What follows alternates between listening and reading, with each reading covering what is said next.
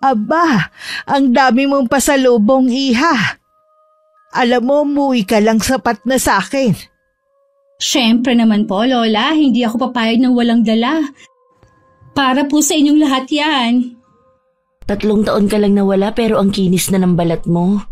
Iba talaga kapag nasa ibang bansa ka. Gumanda ka rin. Siguro dahil sa klima. Salamat nga pala, Te, sa pagsundo sa akin sa airport. Hindi mo naman kailangan magpasalamat sa akin eh. Wala namang gagawa nun kundi ako. Salamat din pala, Te, sa pag-aasikaso kay Lola Rosa habang wala ako, ha? Wala yun, sis. Hindi naman mahirap intindihin si Lola, lalo't malakas pa naman siya.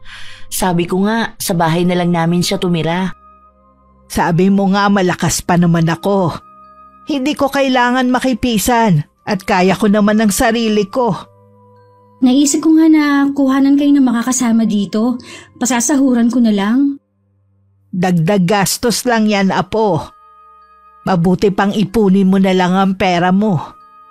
Ibig bang sabihin yan, sis? Kaya gusto mong kuhanan ng kasama si Lola dahil babalik ka pa sa abroad? Ganun na nga, ate. Gusto ng amo ko na pumirma ulit ako ng kontrata. Ang swerte mo naman. Sana makapagtrabaho din ako sa abroad. Dapat nga ganon. Kaso paano ka makakapagtrabaho buntis ka na naman? Ha? Buntis ka na naman, Te? Oo, 5 na to. Imbis na mag-control kayong mag-asawa nagdagdag pa kayo ng isa pang bibig na palamunin. Mabuti sana kung may regular na trabaho si Troy. Gustuhin ko man po mag-control, hindi naman po maganda ang epekto sa akin ng gamot na iniinom ko na galing center. Hindi ba, Te? Marami naman klase ng birth control. Sana pumili ka na lang ng hiyang sayo kesa naman dumami ang anak mo. Mahirap mag-alaga kapag sunod-sunod. Ilang beses na kasi kitang sinabihan. Pagpahingahin mo muna ang katawan mo sa pagbubuntis. Taon-taon na lang nagbubuntis ka. Hindi rin naman maawa sa iyo ang asawa mo. Siguraduhin mo lang. Dahil hindi sa lahat ng oras may tutulong sa iyo. Naku, makauwi na nga.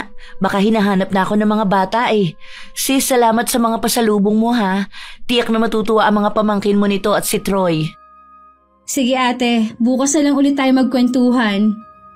Lola, uwi na po muna ako. Ay, nakakagulat naman na magiging 5 na agad ang anak ni Ate Marieta. Noong umalis kasi ako 2 pa lang at nadede pa yung bunso niya. Hirap na nga sila sa buhay sige pa rin padami.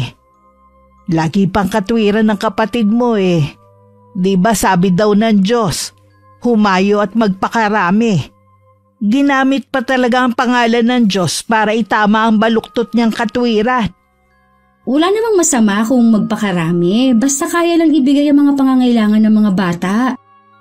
Yun nga rin ang sinasabi ko sa kanya. Kung wala nga pong regular na trabaho si Kuya Troy, paano po sila mabubuhay? Tuwing mga nganak siya, ako syempre ang takbuhan nila. Hindi ko rin naman matiis ang kapatid mo. Di nauubos din po ang ipinapadala ko sa inyo dahil sa kanila. Meron pa naman kahit papano. Binibigyan ko rin yan si ate kapag pinapadalahan ko kayo. Sana hindi na lang niya pinakikialaman ng perang para sa inyo. Kaya siguro hindi rin nagsusumikap si Troy dahil may inaasahan sa iyo. Akala ata nila madali ang buhay sa abroad. Hindi nga nila naiisip yun. Ngayon po na napagawa ko na itong bahay ninyo, mag-iipon naman po ako. Ayoko naman po na habang buhay akong nasa abroad. Iba pa rin kasi kapag nasa sarili kang bayan. Siyempre naman, apo. Lagi nga ako nag-aalala sa iyo Kung pwede nga lang na huwag ka nang umalis. Kaya lang iniisip ko din na baka wala ka pang ipon. Ngayong babalik ka na sa ibang bansa, sarili mo naman ang isipin mo, ha? Huwag ka na magpadala sa akin. Sapat naman ang kita ng tindahan sa akin Sige Paula, para mabilis akong makaipon. Kinabukasan ng umaga namigay naman ako ng mga sabon sa kapitbahay at tsokolate sa mga bata. Wala man silang sinasabi, batid ko namang naghihintay din sila ng pasalubong mula sa akin. Dumating naman nung tanghali si Ate Marieta. May ginagawa ka ba? Nagpapahinga lang. Kagagaling lang kasi namin ni Lola sa palengke. Dinagdagan ko na rin ang laman ng kanyang munting tindahan. Ang swerte talaga ni Lola sa'yo. Biruin mo, pinaayos mo tong bahay niya. Kinumpleto mo ang mga gamit. Tapos pinapadalan mo pa siya buwan-buwan. Gusto ko lang ibalik ang kabutihan ni Lola sa atin. Siya na nga nag-alaga sa atin mula nang iwan tayo ng mga magulang natin. Alam ko naman yun eh. Mabuti ka pa nga. Naibalik mo na ang utang na loob mo sa kanya. Samantalang ako, hindi ko na yata magagawa yun. Kahit naman noon, hindi tayo inobliga ni Lola na ibalik ang mga ginawa niya. Nasa atin na lang yon kung tatanaw tayo ng utang na loob. Tsaka, sapat na kay Lola na tinitignan mong kalagayan niya dito habang wala ako. Siguro nga, ayos na yun kay Lola na paminsan-minsan eh. Nadadalaw ko siya rito. Ano nga pala sadya mo? Napag-usapan kasi namin ni Troy at ng mga bata na mag-outing. Sabi ko sa kanila sasabihan kita. Ganun ba? Saan naman plano ninyo mag-outing? Sa Batangas lang. May nakausap naman na kaming sasakyan na pwedeng arkilahin. Sa totoo lang kasi dahil malapit ang bahay ng amo ko sa tabing dagat, hindi ako sabik sa dagat. Pero tatanungin ko si Lola Rosa kung gusto niya. Nasaan ba si Lola? Nasa tindahan ba siya? Nasa kusina siya, naghahanda ng lulutuin para sa tanghalian namin. Bakit tanghali na ata ang kain niyo? Tama lang naman, nagmerienda rin naman kami kanina kaya busog pa kami. Kami kasi 9:00 o kaya 10:00 ang kain para isahang almusal na lang at tanghalian. Hindi ba kumakain ng mga anak mo ng almusal sa umaga bago pumasok sa eskwela? Naku, hindi sila sanay kumain ng almusal. Binibigyan ko naman sila ng pere. Oh, nandito ka pala, Marieta. Anong sadya mo?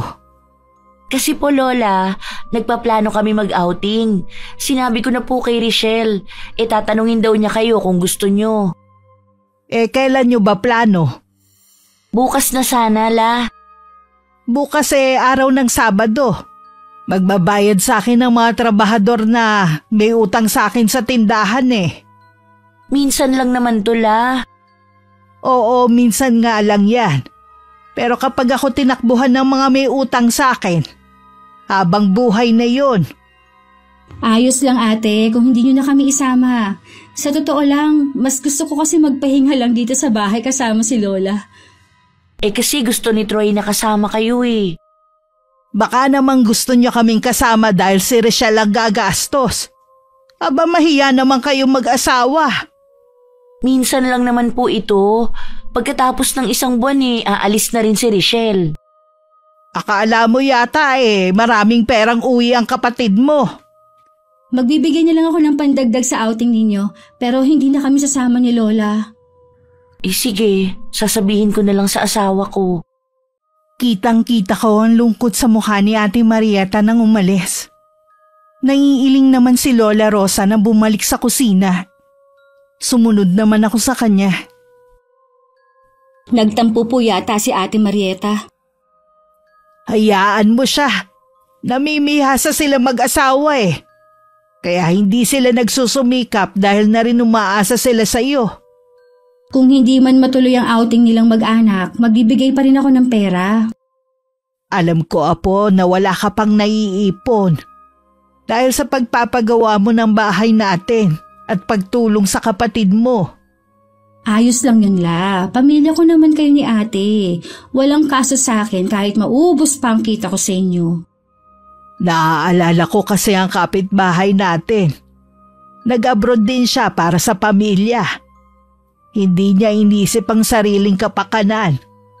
Hayun, walang natira sa kanya. Kahit sariling bahay, wala. Nung hindi na siya nakakapagbigay sa mga kapatid niya, ipinagtatabuyan na siya.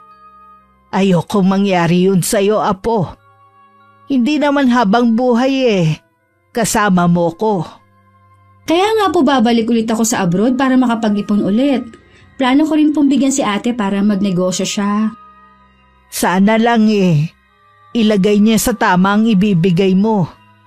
Ayoko namang pagdamutan mo ang sarili mong kapatid. Pero dapat may limitasyon din, hindi ba? Kakausapin ko nga po siya ng masinsinan. Kung hindi nga lang siya buntis, pwede ko sana siyang isama eh. Nagpapahanap din po kasi yung kapitbahay namin ng kasambahay. Gusto po Pinay din. Sayang nga. Di sana magkakasama kayong magkapatid. Hindi ko nga lang po pinahalata ang pagkadismaya ko nung nandito siya. Kaya hindi ko na lang tinuloy sabihin sa kanya. Yung tinutukoy kong kapitbahay natin. Baka gusto mo siyang tulungan. Sige Paula, kausapin niyo siya. Sagot naman ng employer niya ang gastos eh. Aba, maganda nga yan. Mamayang hapon pupuntahan ko siya. Parang naawa naman ako sa ikinuwento ninyo. Sana sa pagkakataong to kung sakali napala rin siya na makapagtrabaho. Sarili naman ang unahin niya. Siguradong ganun na nga ang gagawin niya. At kailangan siguro walang makaalam. Parang katulad po nung umalis ako. Walang nakakaalam na paalis na ako. Hindi na rin kasi naniniwala nun si ate Eba naman, pang-apat ko ng pag-a-apply yun papuntang abroad.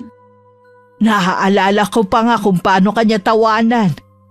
Wala man lang simpatya sa'yo na ilang beses na loko ng recruiter. Mabuti na lang po sinuwerte na ako sa pang-apat. Yan talaga ang nakatadhana sa'yo, Apo. Kaya wag mong sayangin. Napansin ko na ilang araw nang hindi pumupunta sa amin si Ate Marieta. Wala rin akong balita kung natuloy ba ang outing nila mag-anak. Sumagi din sa isip ko na baka nagtampo sa amin ni Lola Rosa. Pinuntahan ko na lang sa bahay si Ate Marieta para makita ko na rin ang bahay niya. Pagdating doon, masaya naman akong sinalubong ng pamangkin ko at ni ate. Wala doon ang bayaw ko. Nasa trabaho daw. Mabuti naman at dinalaw mo kami rito. Ilang araw ka na kasing hindi dumadalaw sa bahay Akala ko nagtampo ka sa amin ni Lola. Naku, hindi Lagi kasing masama ang pakiramdam ko Ganito kasi ako kapag nagbubuntis. Gusto ko, lagi lang ako nakahilata. Kailan ka nga pala manganganak? October pa naman. Kailangan kahit malayo pa nakakapag-ipon na kayo para hindi kayo mabigla sa gastos. Hindi nga makapag-ipon Sa dami ba naman namin? Tapos upa pa sa bahay. Nag-aaral pa ang 3 mong pamangkin. Di ba nagpapadala naman ako sa inyo? Hindi ba sapat yun? Sa totoo lang kasi sis, hindi Tipid na nga kami sa pagkain. Bakit hindi na lang kaya kayo kay Lola makitira? Mag-isa lang naman si Lola dun para mabawasan ang gastusin nyo. Yun nga sana ang gusto ko. Kaso, ayaw naman ni Troy na makipisan. Ano ang trabaho niya ngayon? Umi-extra siya ngayon sa pamamasada ng jeep. Plano ko kasi nabigyan ka ng puhunan sa negosyo para kahit papaano may iba kayong pinagkakakitaan. Talaga sis? Oo, bala ko kasi na wag munang maglabas ng pera kapag bumalik ako sa ibang bansa. Gusto ko na kasing mag-ipon para kapag umuwi ako, may sapat na akong pera. Ibig bang sabihin yan hindi mo na rin padadalhan si Lola? Hindi na muna, sapat na daw ang kita niya sa tindahan Gusto kasi ni Lola Rosa na makapag-ipon ako para hindi daw sayang ang pagtatrabaho ko sa abroad. Tama din naman na may ipon ka. At saka, wala ka bang balak magpamilya? Hindi ko pa yan naiisip.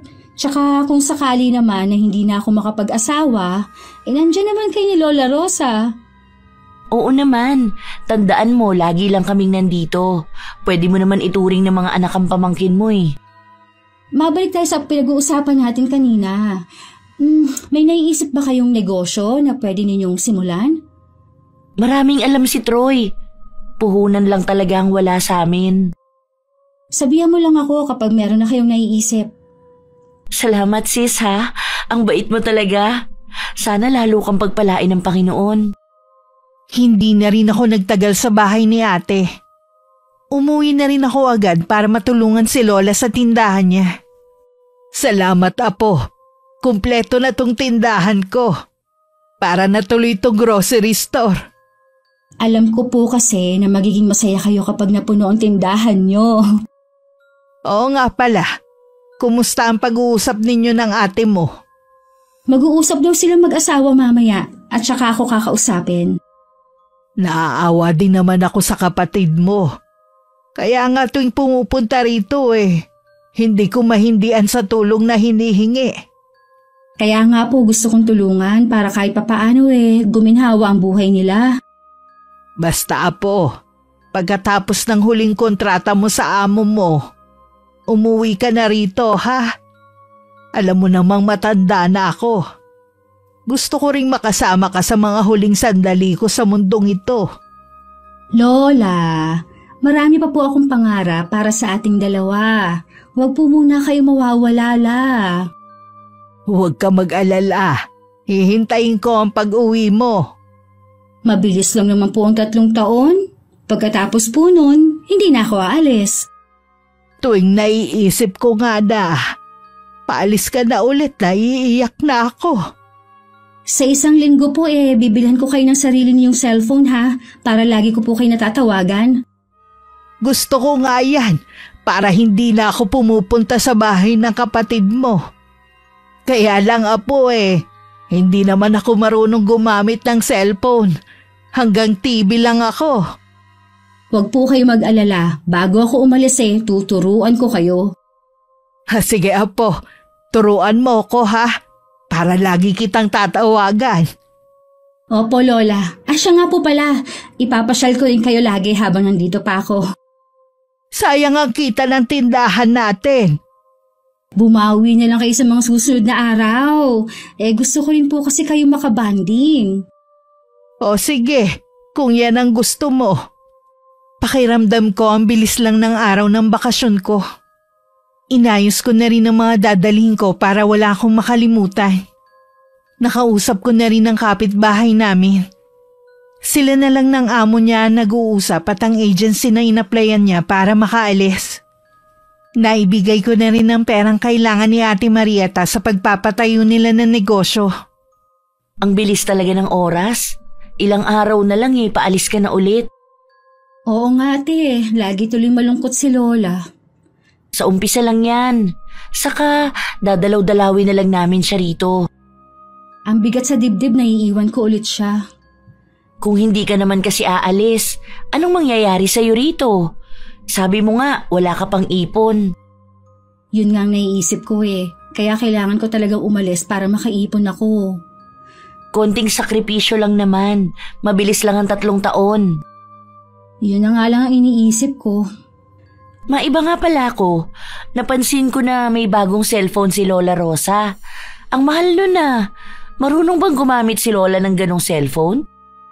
Tinuruan ko na siya kung paano gamitin. Mabuti pa si Lola. Binilan mo ng bagong cellphone. Yung mga pamangkin mo na humihingi sa'yo hindi mo binigyan. Pasensya na ha. Kung lahat kasi sila bibigyan ko, kakapusin na ako. Dapat kasi yung mumurahin na lang ang binili mo kay Lola Rosa. Babawi na lang ako sa mga pamangkin ko sa susunod. O sige, wala naman ako magagawa kung ayaw mo. Ate, kilala mo ako na hindi madamot na tao. Kung meron pa akong sobra, bakit hindi ko ibibili ng cellphone ng mga pamangkin ko? Ay naku, pasensya ka na sis. Baka isipin mo napaka-ingrata ko naman. Sorry ha, ganito talaga ako kapag buntis. Parang hindi nag-iisip. Ayos lang naiintindihan naman kita. Meron palang pinapasabi sa'yo si Troy. Hindi ka daw namin maihahatid sa airport. Medyo busy na kasi kami. Ganun ba? Sige, maghahanap na lang ako ng ibang maghahatid sa akin. Naging madamdamin ang pag-alis ko. Si Lola Rosa at ang kapitbahay namin na naghatid sa akin. Nag-message na lang sa akin si Ate Marieta. Hindi raw kasi niya kayang pumunta pa ng bahay dahil sa laging masama ang pakiramdam. Pagbalik naman sa trabaho, naging abala na rin ako. At tuwing gabi bago matulog, nagkakausap kami ni Lola Rosa sa video call. Kumusta ka na, Apo? Bakit parang pagod na pagod ang itsura mo? Medyo pagod nga po ako dahil ilang araw nang may mga bisita dito sa bahay ng amo ko. Pero kanina naman po umalis na sila. kasama ng mga amo ko. Kayo po, solo ka na naman po sa bahay? Ingatan mo ang sarili mo dyan, ha? Huwag ka rin magpapagutom. Opo, Lola. Kayo din po. Huwag magpabaya sa sarili, ha? Oo naman. Pag uwi mo dito malakas pa ako. Lola, dumadalaw ba sa inyo si Ate Marieta? Napakadalang dumalaw sa akin. Mukhang abala kasi sila sa negosyo ng asawa niya. Mabuti naman po at ayos ang negosyo nila. Oo nga. Nung huling punta nga dito sinabihan ko ulit na tama na ang pagbubuntis. Dumadaing kasi na itong pinagbubuntis niya. Hirap siya at maselan din. Naku, dapat talaga mag-control na si ate. Nakakapag-alala rin naman Sinabi mo pa. Tsaka sinabihan ko din na kung gusto niya sa bahay muna yung 3 anak nila. Kaso ayaw daw ni Troy. Nabanggit ko nga rin po nung nandyan ako na bakit hindi muna pumisan sa inyo para hindi na sila naupa. Asawa nga rin po ang dinadahilan niya. Iba rin kasi ang ugali ng asawa ng kapatid mo. Masyadong ma-pride. Tsaka tingin ko may ugaling itinatago. Sila naman po ang nagsasama. Ang mahalaga hindi niya sinasaktan si ate. Pareho ko kayong mahal ng ate mo. Kaya syempre nag-aalala rin ako sa kanya. Kaya lang hindi katulad mo na nakikinig sa akin. Ate mo umiiwas lagi kapag pinagsasabihan. Kahit naman po sa akin ganun si ate. Hayaan na lang po natin siya. O paano? Tsaka na tayo magkwentuhan, ha? Magpahinga ka na, apo. Sige po, La. Mag-iingat po kayo, ha? Kahit anong abala ko sa trabaho ko dito sa ibang bansa, madalas ko pa rin maisip ang pamilya ko. Ang lola ko kasi ang pangunahing dahilan ko para mag-abroad. Gusto kong maranasan niya ang magandang buhay na nararapat sa kanya. Lingid sa akin, may mga bagay palang hindi sinasabi sa akin si Lola Rosa. Para hindi ako mag-isip pa. Kanino ko utang ang pagdalaw mong to sa akin? Akala ko ba galit kayo sa akin? Lola naman, wag na po kayong magalit sa akin. Anong gusto mo? Matuwa ako sa ginawa mo? Aba Marieta, niloko mo ang kapatid mo. Hindi naman po, Lola. Anong hindi? Binigyan kayo ng pera ni Rachel para inegosyo ninyo. Pero anong ginawa ninyo? Ginastos nyo lang kung saan. Plano po namin na magnegosyo ni Troy. Kaso po wala kaming makuhang pwesto. Hanggang sa maubos na lang ang pera. Di sana sinabi mo agad sa kapatid mo. Hindi yung gagawa pa kayo ng kwento. Pati ako pinaniwala ninyo na may negosyo nga kayo. Patawarin niyo na po ako, Lola. Nakikiusap po ako sa inyo na wag niyo na munang sabihin kay Richelle. Hindi ko maipapangako na hindi ko ipagtatapat sa kapatid mo ang panloloko ninyo.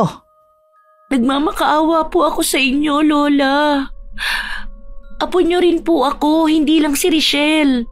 Wag naman po siyang lagi ninyong kampihan dahil lang sa meron siyang naibibigay sa inyo. Alam mo ang pantay ang pagtingin ko sa inyo ng kapatid mo.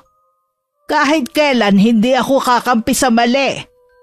Sasabihin ko rin naman po Bigyan niyo lang ako ng panahon. Ay, sige. Wala akong sasabihin. Pero mangako ka na ipagtatapat mo ang ginawa ninyo ng asawa mo sa kapatid mo. Opo, Lola. Ipagtatapat ko naman po kay Richelle ang lahat. Ang inaalala ko lang naman po kasi baka maapektuhan ang trabaho niya doon kung sasabihin ko. Mula nang magsama kayo ni Troy, ang laki na ng ipinagbago mo. Nagkakamali po kayo. Hindi niyo naman kilala si Troy. Kaya sana po wag niyo siyang husgahan. Hindi ko siya hinuhusgahan. Sinasabi ko lang ang nakikita ko sa iyong pagbabago. Huwag mo na ring ikaila. Ako nagpalaki sa inyong magkapatid kaya kilala ko ang mga ugali ninyo. Ang mabuti pa po, umuwi na ako. Yan, ugali mo na talagang umiwas kapag nasusukol ka na. Ayoko lang po kasing makipagtalo sa inyo. Malaki po ang respeto ko sa inyo, La. Ayoko po kasi na makapagbitiw ako ng salita na ikasasama ng loob nyo. Tandaan mo, mahal kita, Apo. Pati ang mga anak mo. Tumangulang si Ate Marieta. Bago umuwi, yumakap muna siya sa lola namin. Pagdating sa kanila, naabutan niya ang asawa na prenteng nakaupo sa sofa. Sabi ng mga bata pumunta ka raw sa Lola Rosa nila. Oo, pinakiusapan ko si Lola na huwag ipaalam kay Richelle yung tungkol sa negosyo natin na wala naman talaga. Pumayag ba? Oo, mabait naman yun si Lola eh. Akala ko doon na naman siya papabor sa paborito niyang apo.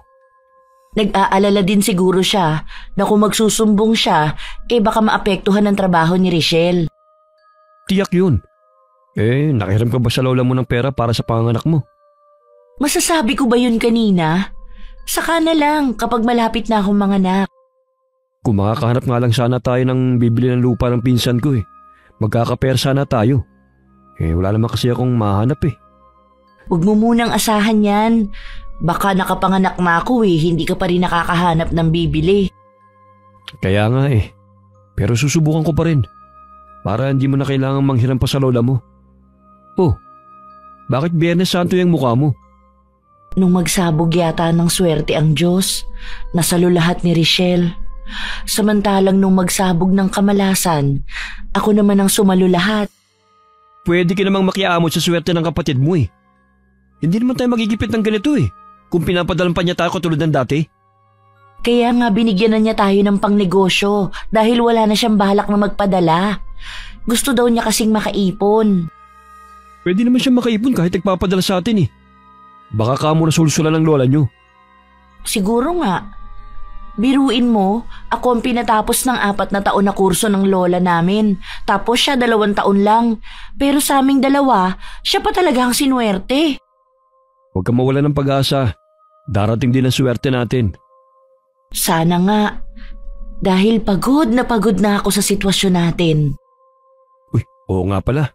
May nalaman ako sa isang kumpare ko na malapit ang bahay sa inyo.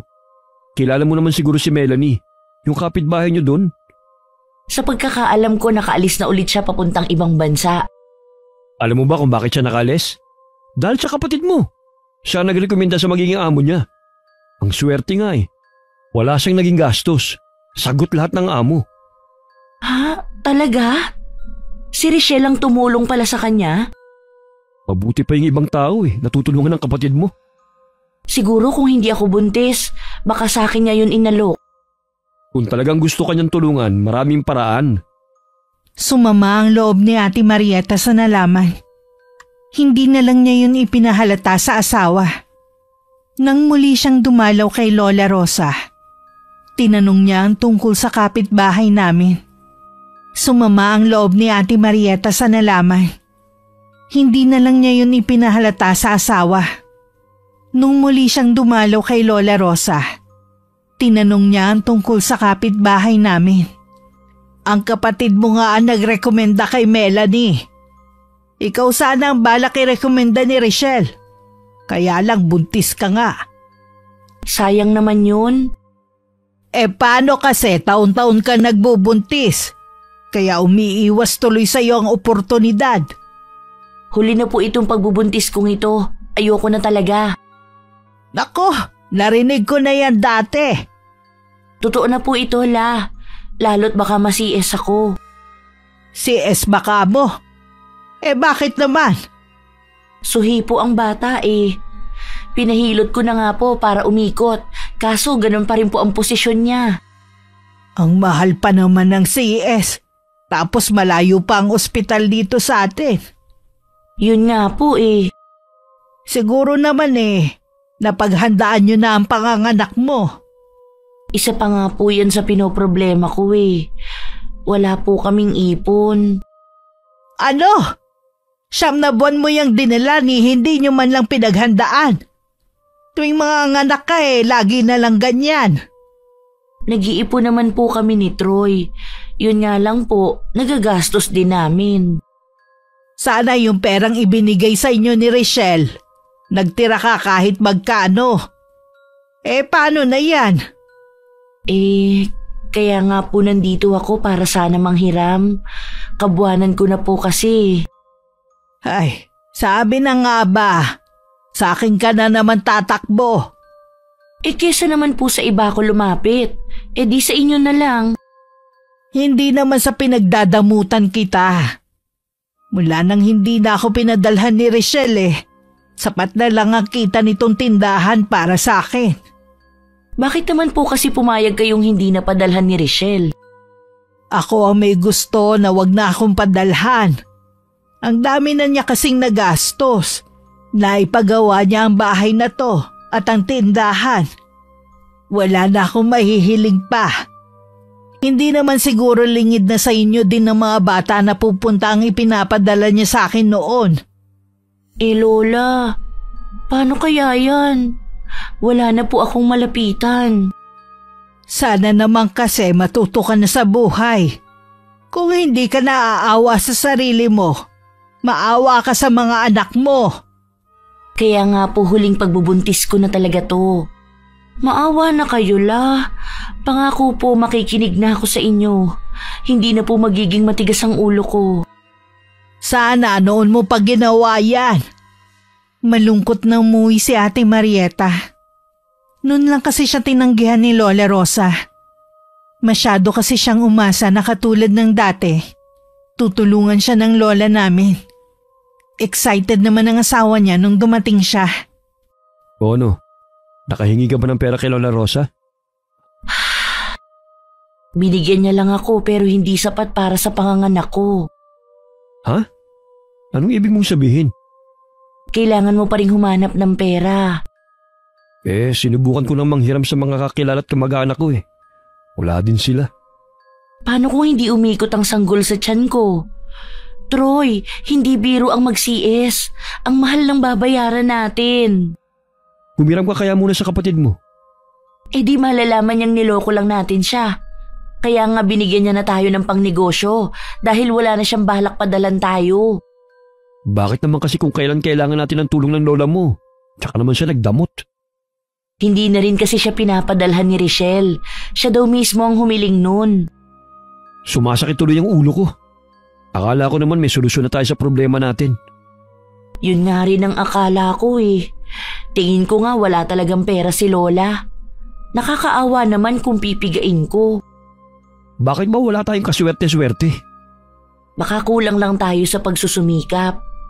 Lalo ka na, simula nang magsama tayo, wala ka nang maayos na trabaho.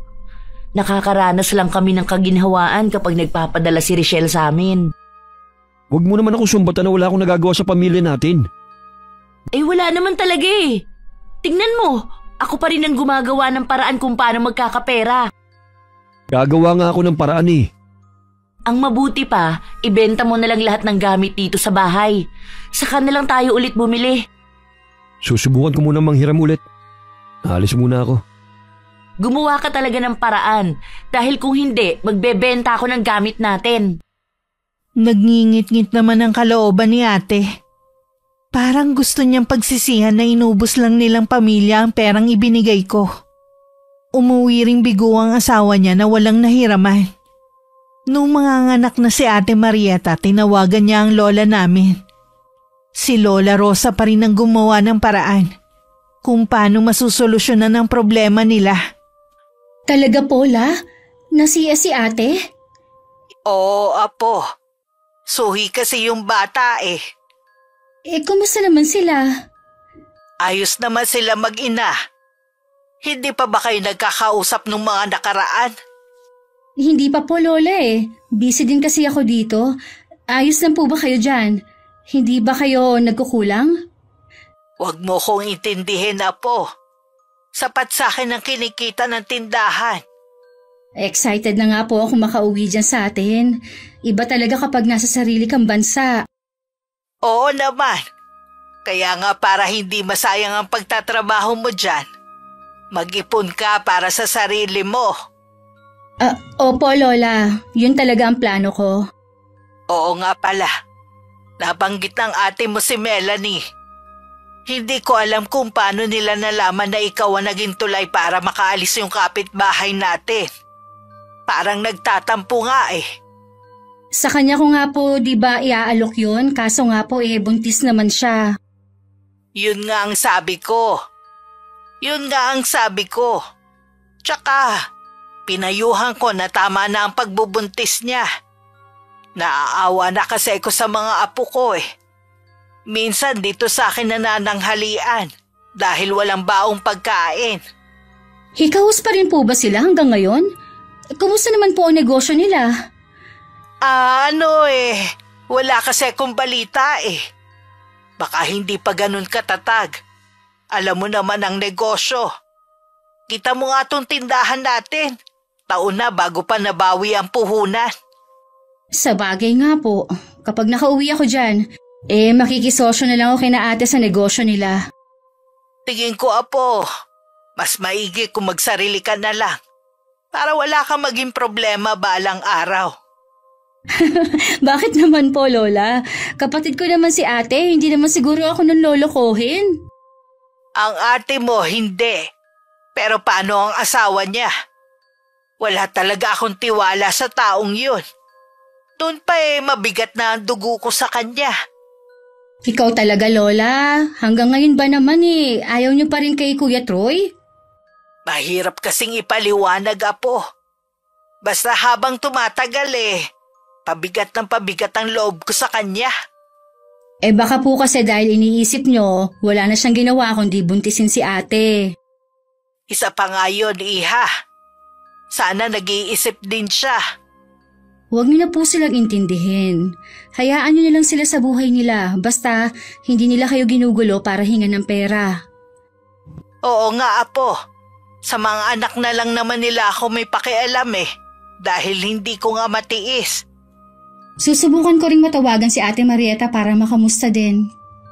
O sige, apo. Mag-iingat ka dyan palagi, ha? Sinubukan kong tawagan si Ate Marieta ng araw na yun. Pero hindi ko siya makontak. Kahit ng mga sumunod na araw, hindi niya sinasagot ang mga tawag ko. Kahit nag-chat na ako sa kanya. Inisip ko na baka busy siya dahil kapapanganak lang. Dahil sa kaabalahan ko, hindi ko namalayan na malapit na akong umuwi. Isang araw nagulat ako nang si Ate Marieta na ang tumatawag sa akin. Ate, buti tumawag ka. Oo. Pasensya ka na sis ha. Medyo busy kasi ako Naintindihan ko naman, te. Bakit ka nga pala napatawag? Kasi meron akong sasabihin sa'yo. Yun kung gusto mo lang ha. Ano ba yun? Di ba malapit ka na umuwi? Sabi kasi ni Troy, baka gusto mong bumili ng lupa dito sa atin. Meron kasing binibenta ang pinsan niya. Huwag ka mag-alala, malinis ang papel. Baka kasi maubos ang ipon ko kung sa lupa lang mapupunta. Mura lang naman binibenta Pwede mo tong tayuan ng sarili mong bahay o di kaya paupahan. Maganda yung lokasyon dahil malapit sa kalsada. Parang ang maganda ate at kahit hindi magalaw ang lupa, tumataas naman ang presyo niyan. Sinabi mo pa. Kaya kung ako sa'yo, pilhin mo na. Kami nang bahala sa lahat. Sige ate, send mo na lang sa akin ang ilang impormasyon at yung litrato ng lupa. Pag-iisipan ko muna. Sigurado, hindi ka magsisisi. Kaya lang te, ang mangyayari niyan hindi muna ako makakauwi. Alam mo sis, kung ako sa'yo, huwag ka munang umuwi. Bata ka pa naman May ipon ka nga, wala ka naman na ipundar. Mauubos din ang pera mo. Sa bagay nga, kaya lang inaalala ko kasi si Lola. Huwag ka mag-alala. Aabutan mo pang buhay ang lola natin. O di sige, sa inyo ko nalang ipapaubaya ang lahat kapag nagustuhan ko yung lupa. Siya nga pala sis, huwag mo to babanggitin kay Lola ha na nagkausap tayo. O bakit naman? May problema ba kayo ni Lola? Nagkatampuhan lang. Paano kasi wala na siyang ginawa kundi pagsalitaan si Troy ng hindi maganda. Siyempre asawa ko yun, nasasaktan naman ako. Noon pa kasi mabigat na ang loob ni Lola kay Kuya Troy. Intindihin mo na lang, matanda na ang lola natin Wala na nga kaming ginawa kundi intindihin siya, pero nakakaubos na rin kasi ng pasensya. Sana makipag-ayos ka kay Lola Rosa. Wala siyang ibang malalapitan dyan kundi kayong mag-asawa lang. Huwag ka mag-alala. Kahit may tampo ko sa kanya, dinadalaw ko pa rin siya. Ay salamat naman kung ganun, na wala ang pag-aalala ko. Magtrabaho ka muna dyan habang bata ka pa. Swerte mo nga nakarating ka dyan. Ako, wala na talagang pag-asa. Lalo't marami na akong anak. Pwede pa naman kung maiiwan mo na yung bunso mo. Hindi na rin kasi ako papayagan ni Troy. Saka, nakakaawa na walang mag-aasikaso sa mga bata. O paano te, may gagawin pa ako. Saka na lang ulit tayo mag-usap ha? Dahil bayaw at kapatid ko naman na nag-alok ng lupa at nagustuhan ko naman, ipinadala ko na agad ng pambayad. Halos maubos lahat ng ipon ko sa loob ng ilang taon. Kaya wala akong pagpipilian kundi pumirma ulit ng kontrata para makapag-ipon ulit. Nalungkot naman si Lola Rosa pero naiintindihan niya yun. Mabilis lang naman ang panahon. 3 buwan na lang ay pauwi na ako. Hanggang ngayon, Apo, hindi mo pa rin sinasabi kung bakit ka pumirma ulit ng kontrata sa amo mo. Total naman po pauwi na ako. Sasabihin ko na rin ang dahilan ko. Bumili po kasi ako ng lupa. Kaya kailangan ko ulit mag-ipon. Hindi naman po pwede na may lupa ako. Walang pampagawa ng bahay. Kanino ka naman bumili? Bakit hindi mo to binanggit sa akin? Gusto ko po kasi kayong sorpresahin din. Kanino ka nga bumili? Meron pong ibinenta ng lupa yung pinsan ni Kuya Troy. Yun ang binili ko. Pasensya na laha kung hindi ko binanggit sa inyo. Sabi kasi ni ate wag ko munang ipaalam sa inyo Nagkagalit daw po kasi kayo nun. Matagal na kaming hindi nag-uusap ng ate mo. Sana Apo, mali ang iniisip ko. Ano po bang ibig niyo sabihin? Bakit po kayo naiiyak? Pag-uwi mo na lang dito. Tsaka ako sasabihin lahat ng ginawa ng ate mo at ng asawa niya. Nabanggit na po ni ate dati na hindi niyo pa rin makasundo si Kuya Troy. Sana naman po, tanggapin niyo na siya bilang asawa ni ate. Ano ko tatanggapin ng isang tao na sumira sa pangarap ng kapatid mo? Dahil sa kanya, hindi natupad ng ate mo ang mga gusto niya pang gawin. Wala na po tayong magagawa pa. Siya ang pinili ni ate na maging asawa. Wala ka kasing alam, Apo, sa mga ginagawa nila. Sana, Apo, umuwi ka na agad dito. Huwag po kayong mag-alala, malapit na po ako umuwi sa atin. Alam ko po may tampo kayo sa akin dahil matagal akong hindi umuwi, pero babawi po ako sa inyo.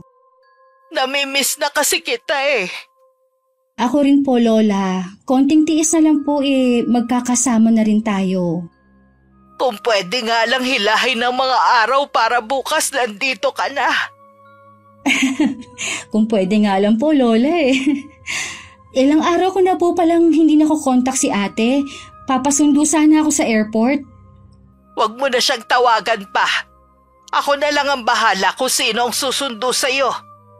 Mabuti siguro na hindi niya alam kung kailan ka uuwi rito.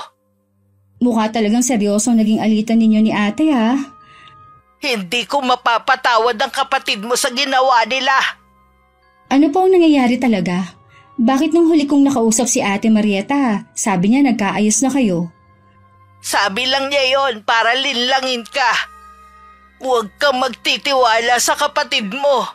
Nakikiusap ako sa iyo, Apo. Sige po, pagdating na lang dyan ko siya kakausapin.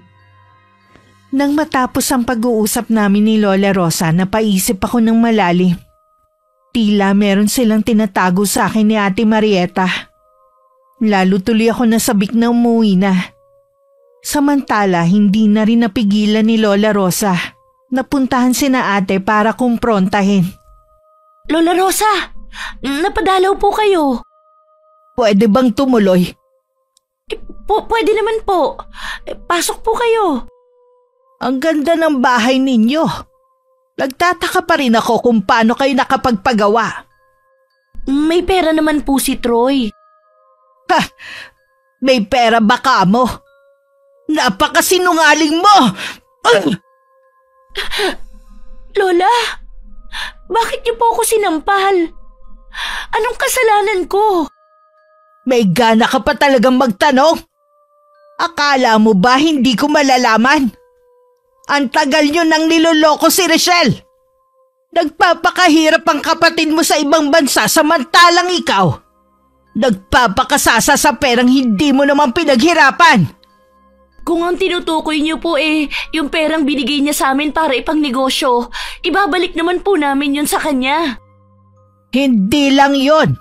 Pati itong bahay na to. Di ba siya ang bumili ng lupang to? Ano? Inangkin nyo na ng tuluyan? Kaya ba nagmamalaki ka na sa akin? Ito ba ang dahilan kung bakit sa loob ng ilang taon hindi ka nakikipag-usap? Lola, mali kayo ng iniisip nyo. Marieta, sino yung kausap mo? Malambutin ka rin ng... Lola Rosa, napadalaw po kayo. Hindi ka yata masaya na makita ko, Troy. Kung nandito po kayo para manggulo, nakikiusap ako na umalis na lang kayo. Nananahimik kami ng pamilya ko. Pagkatapos ng lahat ng naitulong ko sa inyo, ipagtatabuyan mo pa ako sa bahay ni Richelle? Bahay po namin to. Hindi bahay ng paborito niyong apo. Alam kong pera ni Richelle ang pinambili ng lupa at ipinagpagawa ng bahay na to. Huwag na kayong magsinungaling pa, mga manloloko. Hindi na kayo nakontento na lokohin ang apo ko sa negosyong ipapatayo ninyo. Hindi niyo po kayang patunayan ang sinasabi niyo. Ang mabuti pa, umalis na lang kayo. Hindi ako aalis hanggat hindi pa ako natatapos. Ang kakapal ng mga mukha ninyo. Lalo ka na, Marieta. Noon pa kinaiinggitan mo na ang swerte ng kapatid mo. Kung pumili-pili ka sana na responsableng lalaki, hindi mo dadanasing maghirap. Hindi ka ba talaga aalis? Matanda ka, ha? Gusto mo kalad ka rin kita palabas? Wala ka talagang modo. Noon pa alam ko na may ugali kang tinatago. Yun naman pala eh. Kung ayaw mong ipakita ko sa yung tunay kong ugali, umalis ka na sa bahay ko. Nakikiusap po ako, Lola. Umalis na po kayo. Pagbabayaran ninyo na malaki ang ginawa niyo to kay Richelle. Ibang maningil ang karma. Ang dami mo pang sinasabi. Alis na! Huwag mo nang itulak si Lola. Aalis na nga eh. Sana, Marieta, hindi mo to pagsisihan. Bakit mo naman ginanon si Lola? Nakakapiko na yung matandang yun eh. Akala mo kung sino? Totoo naman ang sinasabi ni Lola eh. Hindi sa atin ito. Pera ni Richelle ang pinambili natin ng lupa at materyales ng bahay na ito. Wala namang pinangahawakan na katibayan ng kapatid mo eh. Kaya atin na to. Paano kung dumating si Richelle at maghabol? Wala nga siyang habol. Basta wala tayong aaminin na nagpadala siya ng pera sa atin. Natatakot ako, Troy. Paano kung karmahin tayo sa ginawa nating panloloko? Hindi naman totoo yung karma. Kaya alisin mo na yung takot na nararamdaman mo. Mula ngayon, huwag mo nang papapasukin dito yung matandang yon. Sabihan mo na rin yung mga anak natin na huwag nang pupunta sa bahay ng lola nila. Baka mamaya may masabi pa yung mga anak mo sa kanya. Gusto mo bang putulin na namin ng mga bata ang ugnayan namin kay Lola Rosa? Ganun na nga. Tayo lang ang pamilya. Hindi na natin sila kailangan pa. Maliwalag naman siguro yung sinabi ko. Kaya sumunod ka na lang. Dumating ang araw ng pag-uwi ko. Isang kakilala na lang ni Lola ang sumundo sa akin sa airport. Hindi na rin siya sumama. Dahil hindi na niya kaya ang mahabang biyahe. Pagdating sa bahay, mahigpit na yakap ang isinalubong sa akin ni Lola Rosa. Halos ayaw na niya akong pakawalan. Ay, salamat naman dumating ka na rin. Huwag na po kayo umiyak, Lola. Hindi na po ako aalis. Hindi ka ba nahirapan sa biyahe mo? Medyo nanibago lang po ako nung pauwi ako dito. Ang laki na kasi ng ipinagbago ng lugar natin. Ganun na po pala katagal akong hindi nakauwi. Malaki na talaga. Marami na nga rin nagsulputan ng mga bagong gusali sa lugar natin eh. Medyo humina na nga ang tindahan natin. Gusto ko po sanang kumustahin si Ate Marieta at yung lupang nabili ko. Sa tingin ko hindi ka rin nila haharapin. Bakit naman po? Pati ba sa akin galit si Ate Marieta? Patawarin mo ko, Apo. Sa kagustuhan ko na hindi kayo magkagalit ng ate mo. Pinagtakpan ko siya. Ano po bang ibig ninyong sabihin? Una, yung binigay mong pera para sa panimula nila ng negosyo. Hindi nila ginamit doon. Hindi ko alam kung saan nila ginastos. Yung binili mong lupa, pinatayuan nila ng bahay. Nung kinumpronta ko sila, itinanggi nilang sa'yo yun. Hindi, Lola. Hindi magagawa sa akin ni ate yon. Binili ko ang lupa na yon. Alam ko, Apo. Alam ng Panginoon na sa'yo ang lupa at bahay na ipinatayo nila. Nakausap ko din ang pinsan ng bayaw mo. Mura lang daw pala yung binenta sa mag-asawa. Nakapangalan daw kay Troy ang lupa na yon. Kaya pala, hindi niya na sinasagot ang tawag ko. Nung huli ko siya makausap, naihimigan ko pang parang may tinatago siya eh. Kaya pala ayaw pa niya akong pauwiin. Yung pala. Hindi na sana umabot sa ganito ang panloloko sa'yo ng kapatid mo. Kung simula pa lang sinabi ko na sa'yo ang mga ginagawa nila. Wala po kayong kasalanan. Nagtiwala ako at naniwala dahil kapatid ko siya. Hindi man lang ako nagduda nang sabihin niya sa akin na huwag kong ipaalam ang tungkol sa lupang bibilhin ko. Pinagplanuhan talaga nila to. Kailangan ko makausap si Ate Marieta. Sasamahan na kita. Huwag na po, Lola. Dumito na lang po muna kayo. Ayoko na pati kayo madamay sa away namin. Kahit pagod sa biyahe, ayoko nang ipagpabukas ang pakikipag-usap ko kay Ate Marieta. Nang makarating ako sa lupang nabili ko, hindi pa rin ako makapaniwalang may bahay na doon na nakatayo. Ang pamangking ko ang nagpapasok sa akin. Hindi katulad nung una na sabik akong niyayakap. Ngayon hindi siya makatingin sa akin ng diretso. Tinawag naman ng isa ko pang pamangkin ng mga magulang nila. Baka sa mga mukha nila ang labis na gulat. At may rumihistro pang takot sa mga mata nila. Para kayong nakakita ng multo, ha? Hindi nyo inaasahan ang pagdating ko, kaya hindi nyo napagbili na ng mga pamangkin ko na huwag akong papasukin. Sis, kailan ka pa dumating? Kanina lang, tinatawag mo lang akong sis kapag may kailangan ka. Ang alam ko, nakuha mo ng gusto mo sa akin, kaya wala ka ng kailangan pa, maliban na lang kung meron kang ginawang kasalanan. Pwede ba umalis ka na sa bahay namin? Huwag mo kaming guluhin. Bahay nyo o bahay ko? Pera kung ginamit nyo dito. Richelle, nakikiusap naman ako sa'yo. Magkapatid naman tayo eh. Huwag mo na sanang palalain ang problema. May pera ka pa naman eh. Problemang ginawa mo. Hindi lang ito tungkol sa pera, kundi sa tiwalang sinira mo. Dahil lang dun, winasak mong pagiging magkapatid natin. Patawarin mo ako. Pinaghirapan kong perang yon. Nagtiis ako na hindi umuwi para mag-ipon. Hindi mo alam ang homesick ko dun. Halos gabi-gabi, umiiyak ako. Pinipilit ko lang itago tuwing kausap ko kayo ni Lola. Tapos ito lang ang malalaman ko pag uwi ko. Hindi ako papayag na hindi ito mabawi. Nag-aaksaya ka lang ng oras. Hindi mo kayang patunayan na sa'yo ito. Kung kakasuhan mo kami, kapatid mo lang ang makukulong dahil sa kanya nakapangalan ng perang pinadala mo. Sige, ipakulong mo ang sarili mong kapatid. Ang sama nyo! Masahol pa kayo sa hayop. Pagkatapos sa mga ginawa at ibinigay namin sa inyo ni Lola, pati kamay namin sasakmalin ninyo. Tama na yung satsat. Manang-mana ka talaga sa lola mo. Kaya pala, mabigat ang dugo sa'yo ni Lola. Dahil may ugali kang ang talaga. Nakakapagsisi na tinanggap ka namin sa pamilya namin sa kabila ng pagiging irresponsable mo. Wala kang karapatang pagsalita ng ganyan ng asawa ko. Sige te, ipagtanggol mo yung asawa mo nang alam lang naman buntisin ka. Tapos sa amin ni Lola ka na naman tatakbo para humingi ng tulong. Hindi na yan mangyayari. Tinatapos ko ng ugnayan ko sa inyo. Panindigan mo sana yung sinasabi mo dahil kahit makita kitang gumagapang sa hirap, hindi kita tutulungan. Nasabi mo lang lahat ng gusto mong sabihin, kaya umalis ka na. Hindi mo kailangang ipagtulakan pa. Aalis ako. Anong gagawin natin, Troy? Relax ka lang. Wala naman siya magagawa eh.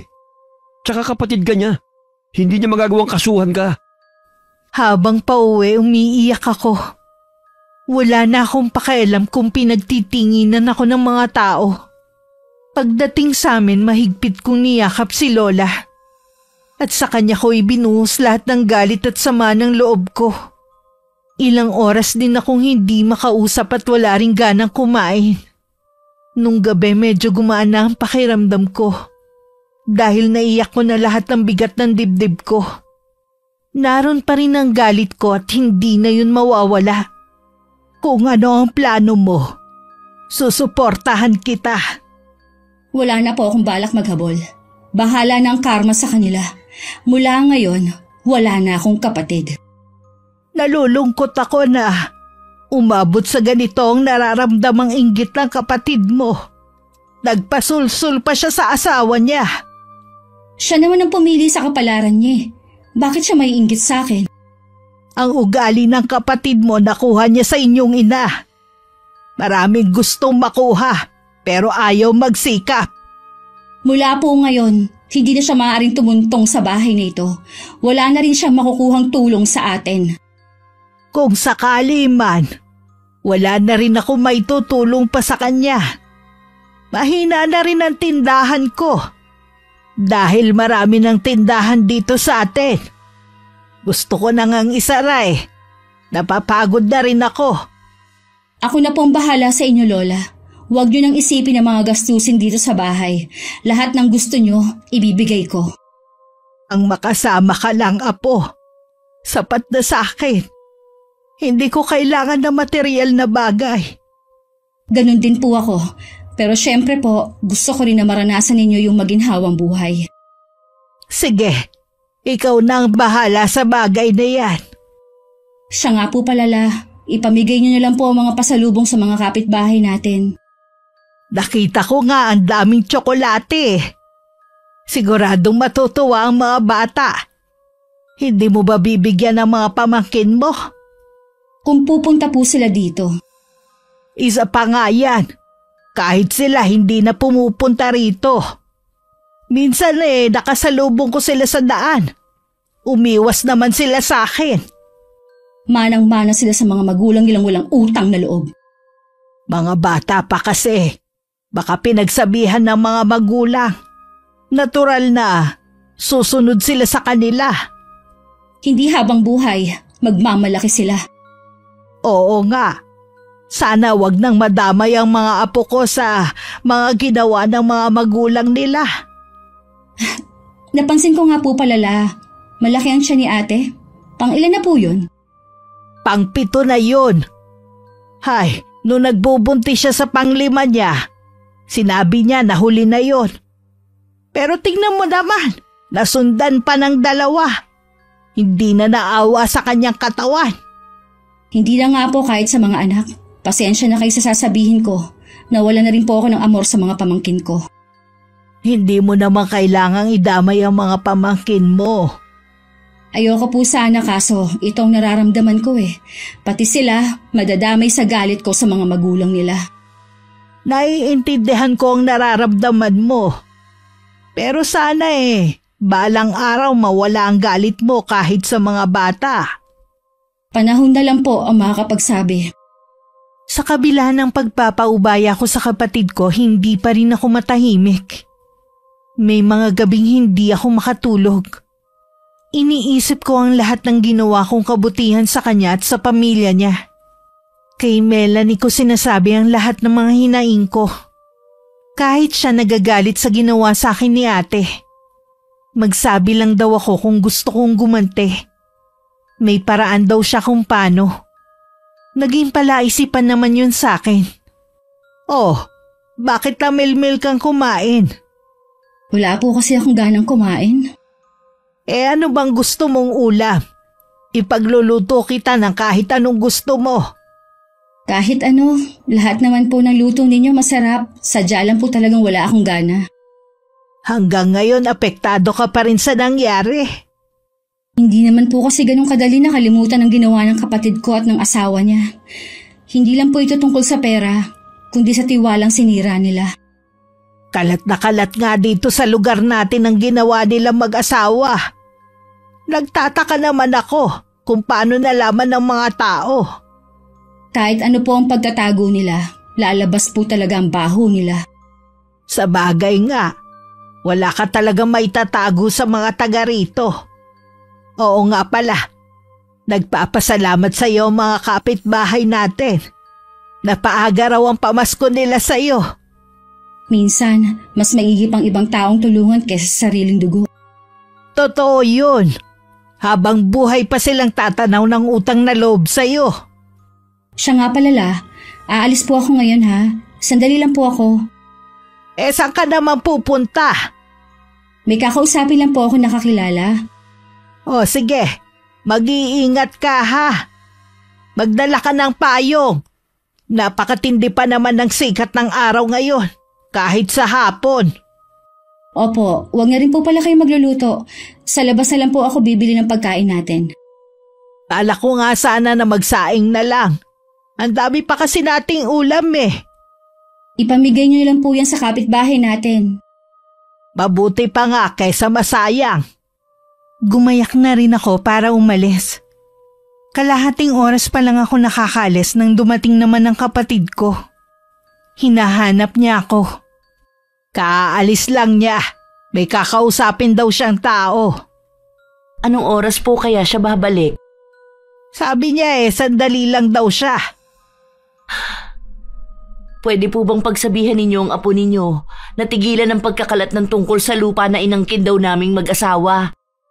Malabong si Rachel ang nagpapakalat niyan. Mula nang dumating ang kapatid mo ngayon lang siya lumabas. Hindi nga nakikipag-usap sa mga kapitbahay Lagi lang siya nagkukulong sa kwarto at tulala. Hindi mo ba alam na labis na naapektuhan ng kapatid mo sa ginawa ninyo? Wala pong ibang gagawa nun kundi kayo. Sumusobra ka na talaga. Huwag mo kaming pinagbibintangan. At saka bakit kayo apektado kung totoo naman? Tanggapin niyo na lang ang mga sasabihin ng mga tao. Apektado na rin po ang mga anak ko Walang dapat sisihin kundi kayong mag-asawa. Sana man lang isipin niyo rin kami. Mabuti nga si Richelle, walang mawawala sa kanya. Anong wala? Pinagnakawan mo ang kapatid mo. Tapos sasabihin mo walang mawawala sa kanya.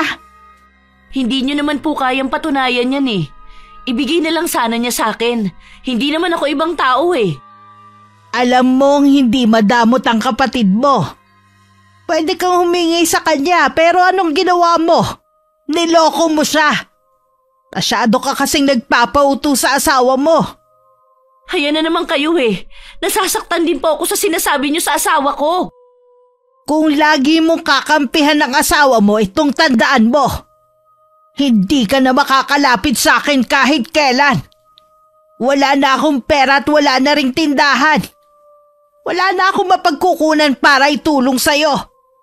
Kaya yung pagbubuntis mong yan, paghandaan nyo na. Huwag po kayong mag-alala. Hindi po ako lalapit sa inyo para humingi ng tulong. Ilang beses mo na bang kinain ng mga sinabi mo sa akin, ha? Sa pagkakataon pong ito, paninindigan ko ang mga sinabi ko. Tama lang yan. Panindigan mo rin na pinuputol mo na ang ugnayan mo sa amin. Tama lang naman po dahil wala na kayong ginawa kundi kampihan ng kapatid ko. Di magsama kayong dalawa. Dala lang yan ng selos. Kung may kinikilingan ako, di sana tuwing lumalapit ka sa akin, hindi kita tinutulungan. Napipilitan lang naman kayong tulungan ako Hindi naman bukal sa kalooban niyo ang ginagawa niyong pagtulong sa akin. Dahil pagkatapos, ang dami ninyong sinasabi sa akin. Ingrata ka talaga! Tama ang kapatid mo. Wala kang utang na loob. Oo na! Wala na akong utang na loob. Umalis ka na bago pa ako mapuno sa'yo. Huwag ka na ulit tutungtong dito. Napahawak sa dibdib si Lola dahil sa paninikip nito. Hinagod-hagod pa niya yun at saka uminom ng tubig. Hindi na rin naman niya yun sinabi sa akin nung dumating ako. Para hindi na lumala ang away namin ng kapatid ko. Ang dami mo naman yatang biniling pagkain, Apo. Para namang piyesta. Gusto ko lang po mag-celebrate ngayon. Ano ang ise-celebrate natin? Marami po, katulad na lang po na magkasama tayo ngayon. Itong mga biyaya na dumarating sa atin. Ibig din bang sabihin ito napatawad mo na ang kapatid mo? Hindi pa po, pero hayaan na lang natin ang karma ang maningil sa kanila ng asawa niya. Basta po, wala tayong inaapakang tao. Tama ka, Iha. Hindi naman natutulog ang Diyos. Alam niya ang mga ginawa nila masama sa'yo. Masigit kang bibiyayaan dahil hindi ka gumante. Mabuti pa po kumain na lang tayo. Mamigay tayo sa kapitbahay natin. Ang dami nito Sige po, Lola, mamigay kayo. Kumusta pala ang pakikipag-usap mo sa taong sinasabi mo? Ayos naman po. Si Melanie po talaga ang nakakakilala sa taong yon. Humingi lang po ako ng maliit na pabor sa kanya. Ganun ba? O sige, kumain na tayo. Bigla kasi kung ginutom Lahat kasi mukhang masarap. Masarap po talaga ang mga yan. Alam ko po magugustuhan yung lahat ng binili ko. Natutuwa naman ako at bumalik ka na sa dati. Tumatawa ka na kasi. Hindi po ako papayag na habang buhay matalo ng ginawa nila sa akin. Mula po ngayon, magiging masaya na ako. Hindi na po ako magmumukmok. Walang kamalay-malay si Lola Rosa sa binabala ko. Wala rin akong planong sabihin sa kanya. Tama si Melanie. Hindi ko dapat palampasin ang ginawa sa akin ng kapatid ko dahil mamimihasa lang siya. Gusto ko lang naman turuan ng leksyon ng asawa niya at maging siya. Kaya pumayag ako sa mungkahi ni Melanie na lumapit sa isang mambabarang. Yun din daw ang paraan niya para maibalik ang kabutihan na nagawa ko sa kanya. Akala ko ba sasamahan mo ako sa pagpapacheck up ko? Bakit hanggang ngayon nakahiga ka pa rin dyan?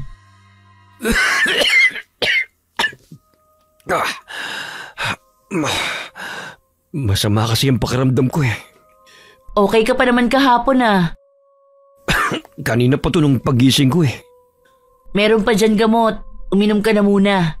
Papasama na lang ako sa anak nating si Felipe.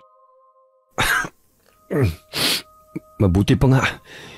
Hindi ko talaga kaya Ang sakit din ng mga binti ko. Eto, inumin mo muna. Baka mamaya bumuti-buti na ang pakiramdam mo. Paalis ka na ba? Naliligo pa kasi ang anak mo. Paglabas niya ng banyo, sasabihin ko ng samahan ako. Oo nga pala. Nakausap ko kahapon yung pinsa ko na dating may-ari nitong lupa. Galit din siya sa akin. Mukhang sila yung nagpapakala ng chismis. Ha? Talaga? Pinuntahan ko pa naman kahapon si Lola at inaway. Bakit nagpunta ka ron? Di ba sabi ko sa'yo na huwag ka naman pupunta ron? Huli na rin naman yun Ayaw na rin ni Lola na pumunta ako sa kanila. Ikaw lang naman ang matigas ang ulo Parang namamaga ata yung paa mo. Kaya nga di ba masakit ka ako? Lalo na kapag tumatayo ako. Hindi ko kayang matagal. Sumama ka na rin kaya para maipa-check up natin yan. Mabuti pa nga siguro. Sobrang sakit Tawagin mo na lang ang anak natin para tulungan ako. Habang papunta sila sa ospital, napansin ni Ate Marieta ang matinding sakit na nakabalatay sa mukha ng asawa. Nang sulyapan niya ang binti nito, ganun na lang ang pagkagulat niya.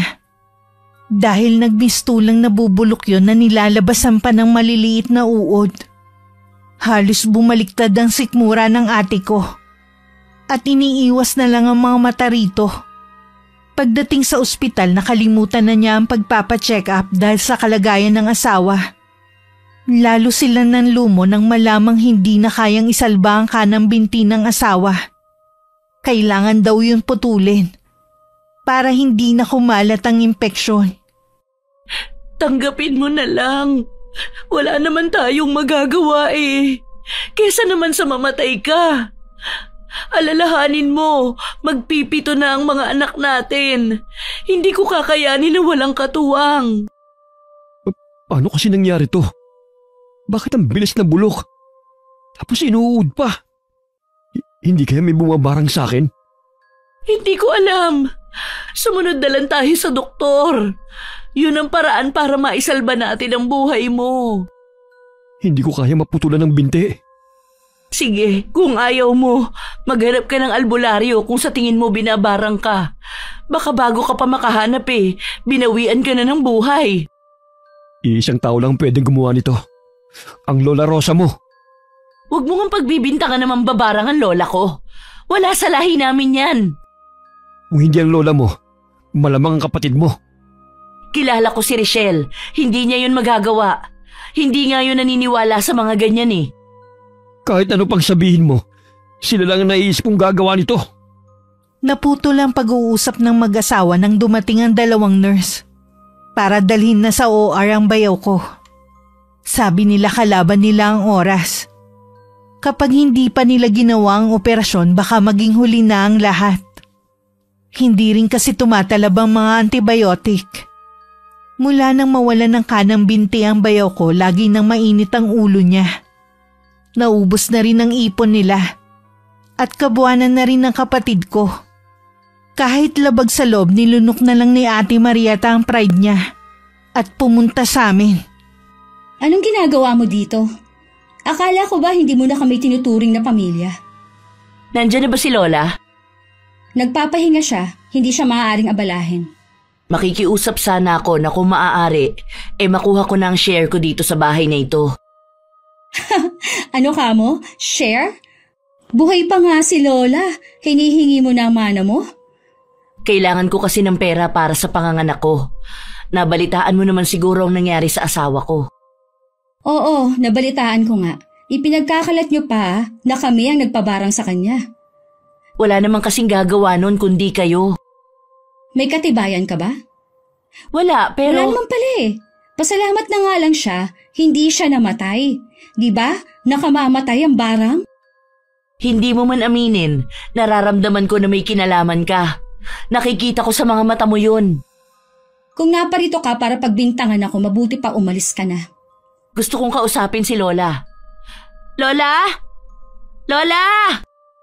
Huwag kang mag-eskandalo dito. Maawa ka naman sa akin. Kailangan ko ng pera ngayon.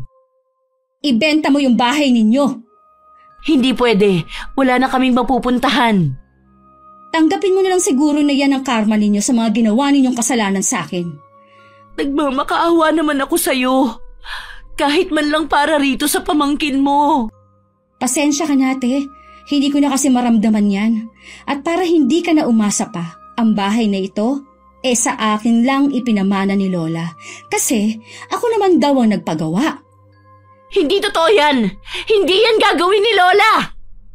Ipapadala ko nilang sa'yo ang kopya ng huling habili ni Lola para maniwala ka.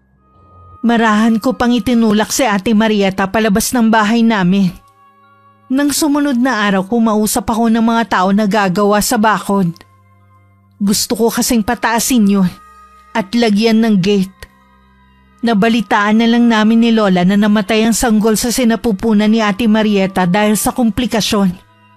Nalaman din namin na pilitan ng pumasok na kasambahay si ate para matugunan ang pangangailangan ng pamilya niya. Tumigil na rin sa pag-aaral ang dalawa niyang anak. Ang balita ko, pinalaki pa ng kapatid mong bahay niyo. Ang taas na nga daw ng pader Parang reyna na ayaw makita sa loob. Ginawa siguro ni Richelle yon para hindi tayo makapasok. May sasakyan na nga rin Minsan nakita ko na dumaan. Talagang wala nang pakialam sa iyong kapatid at lola mo.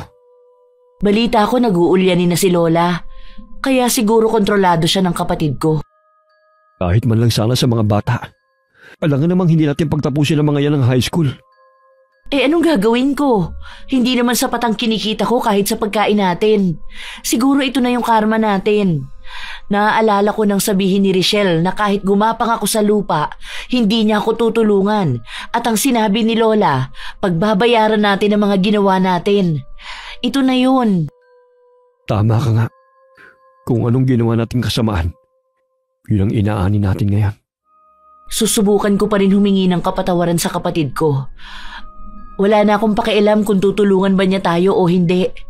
Baka kapag napatawad na niya tayo, baka sakali mabawasan ang paghihirap natin. Dahil sa nababalot pa rin ng galit ang puso ko, hindi ko pa rin magawang magpatawad. Magkaganon man alam kong kasalanan ng gumante. Kahit hindi ko intensyong mamatay ang bayaw ko. Para makabawi sa nagawa kong pagpapabarang sa kanya, tumutulong ako sa mga taong nangangailangan. Wakas,